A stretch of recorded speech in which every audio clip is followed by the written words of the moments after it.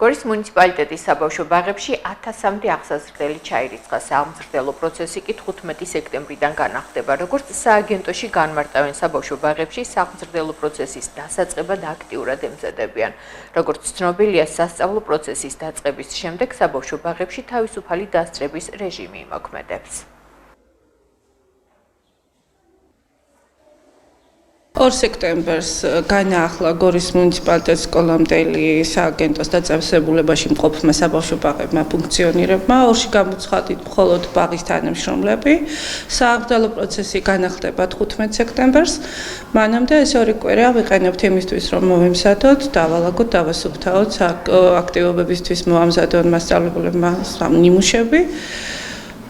თქვენც ნახეთ ახლა რომ სააგენტოს წარმომადგენლები მუშაობენ ეზოს მოწესრიგებაზე, ჩვენ შიგნით შენობაში ვამუშაობთ, ვემზადებთ და დიდი სიხარულით და სიყვარულით ველოდებით ჩვენ აღსაზრდელებს.